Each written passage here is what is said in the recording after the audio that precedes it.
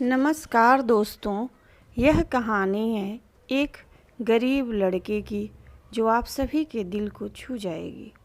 एक भयानक अंधेरी रात में मंदिर की सीढ़ी पर मंदिर में लगे लाइट की रोशनी में एक साधारण 15 साल का लड़का पढ़ाई करते दिखा।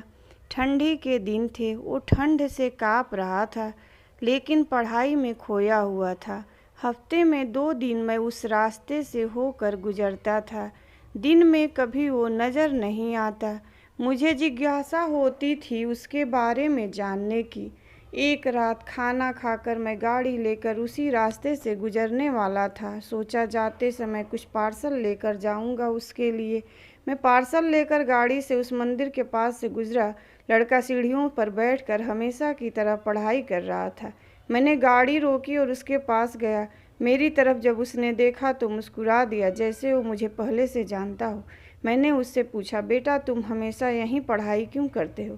सर, मेरे घर में बिजली नहीं है, मेरी माँ बीमार रहती है और तेल डालकर दिया जलाने लायक मेरी स्थिति नहीं है, बस इसीलिए मैं यहाँ आकर पढ़ता हूँ। तुम मुझे देखकर मुस्कुराए क्यों? मैंने पूछा। क्योंकि आप भगवान हैं, वो बोला। ऐसा नहीं है, मैंने कहा। नहीं, आप भगवान ही हैं, वह बोला। चलो वो सब जाने दो, मुझे बताओ क्या तुमने खाना खा लिया?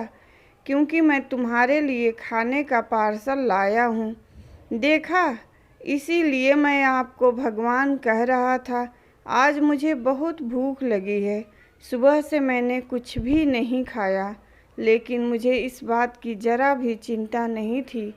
मैं जानता था वो भगवान जिसने मुझे भूख दी है, वह मुझे भूखा पेट नहीं सुलाएगा। किसी न किसी रूप में आकर मुझे खाना देगा और आप खाना लेकर आ गए। आप भगवान ही तो हो ना।